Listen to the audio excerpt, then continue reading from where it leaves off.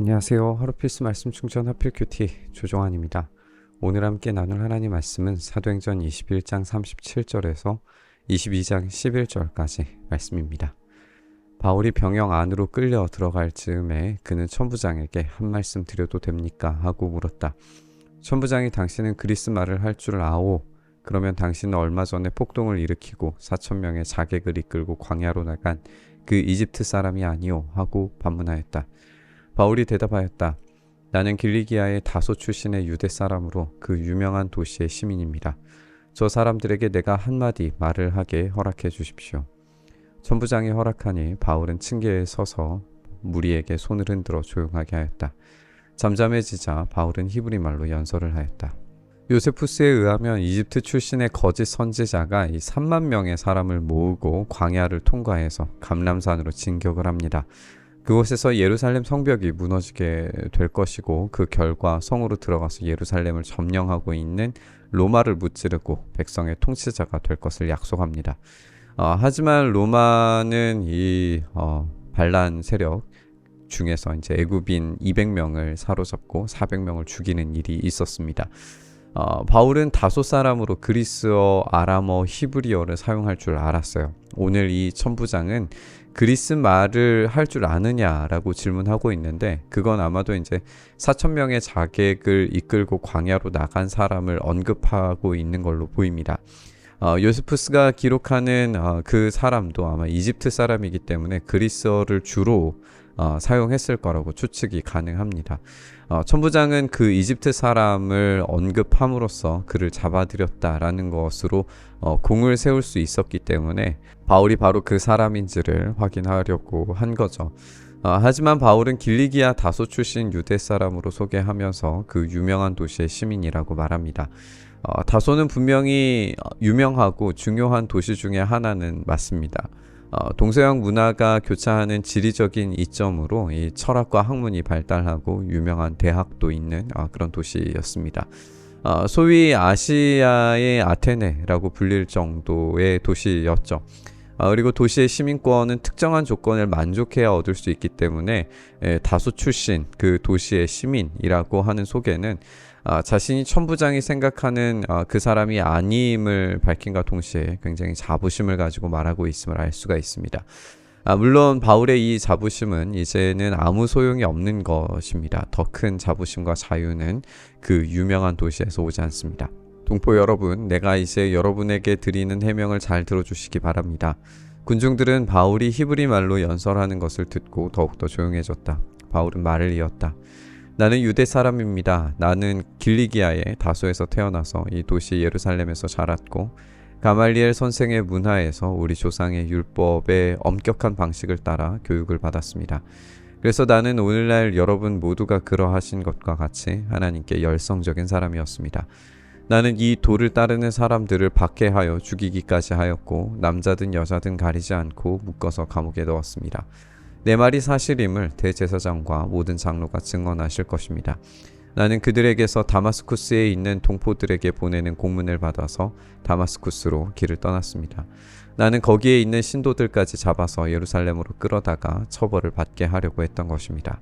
이제 바울은 히브리어로 말하기 시작합니다. 자기를 유대 사람으로 소개하면서 자신이 얼마나 율법의 엄격한 방식으로 교육받고 자라왔는지를 말하고 있습니다. 아마 청중의 이 불분명한 교육 수준의 여하와 상관없이 하나님께 열성적이라는 사실을 생각하면서 자신이 얼마나 더 높은 수준의 교육과 헌신을 가지고 봉사해왔는지를 설명하고 싶었을 겁니다. 그래서 자신의 출신 지역을 뛰어넘어서 유명한 랍비 가말리엘의 교육 아래에서 바리새인으로서의 삶을 엄격하게 따랐다 이렇게 소개하고 있는 거죠. 그리고 그런 헌신과 열성이 예수를 따르는 삶을 박해하고 죽이고 남자든 여자든 묶어서 감옥에 넣은 일까지 했다라고 하는 사실을 확인시킵니다. 심지어 그것이 사실임을 대제사장과 장로들이 증언할 수 있을 정도로 분명한 사실이었다라고 이야기하고 있어요. 이것은 자신이 성전 관리자들과 밀접한 연결이 있었다라고 하는 자격의 증명이었습니다. 이로 인해서 스데반을 죽이는 데 일조했고 다마스쿠스의 신자들을 잡으러 떠난 것까지도 분명히 확인 가능한 일임을 증명하고 있는 거죠. 이 바울의 변명을 보면 자신의 출생과 성장 배경, 가치관과 자격의 증명을 차례로 보여줌으로써 청중들이 가지고 있는 선입견을 해소하려고 합니다. 하지만 이것조차도 정말 이야기하려고 하는 핵심이 아닙니다. 그런 것으로 자신을 보호하려고 하지 않습니다. 바울에게는 오직 진짜 복음, 예수 그리스도만이 이야기의 핵심입니다. 가다가 정오 때쯤에 다마스쿠스 가까이에 이르렀는데 갑자기 하늘로부터 큰 빛이 나를 둘러 비추었습니다. 나는 땅바닥에 엎어졌는데 사울아 사울아 내가 어찌하여 나를 핍박하느냐 하는 소리가 들려왔습니다. 그래서 내가 주님 누구십니까 하고 물었더니 그는 나에게 대답하시기를 나는 내가 핍박하는 나사렛 예수이다 하셨습니다. 다마스쿠스로 가는 길에 큰 빛이 비추고 부활의 주님은 바울에게 사울아 사울아 어찌하여 나를 핍박하느냐 이렇게 질문하시죠. 이전의 9장의 내용과 이 차이가 느껴지는 이유는 누가가 이 사건을 서술하는 것과 바울이 자신의 입장에서 이야기를 서술하는 것 사이에서 생길 수밖에 없는 차이일 겁니다. 아무리 바울이 동일한 이야기를 많이 전했고 그것을 누가가 들어서 알고 있는 내용이라고 할지라도 제3자의 설명과 실제 경험한 사람의 서술에는 차이가 생길 수밖에 없겠죠. 바울의 서술에서 가장 중요하게 강조되는 것은 빛입니다. 정오의 빛보다 더 밝은 빛으로 비추면서 나타나셨다라는 점은 이것이 꿈에서 경험한 사건이 아니라는 점도 알려주죠. 어떤 빛보다 밝은 빛은 바울을 강타합니다. 주님 누구십니까? 라고 하는 질문에 예수님은 내가 핍박하는 나사렛 예수라고 말씀하십니다. 우리는 이 이야기를 듣고 있는 청중이 바로 이 나사렛 예수를 십자가에 못 박았던 군중들과 무척이나 가깝다는 사실을 지적해 왔어요. 따라서 나사렛 예수라고 하는 설명이 다른 곳에는 등장하지 않지만 오늘 본문에 등장하는 것은 매우 적절해 보입니다. 그들의 가슴 깊은 곳을 찌르게 되는 용어일 수도 있겠죠. 그들은 이 증언 앞에서 회피할 수 없습니다. 그분은 분명히 다시 살아나셨고 나타나셨다.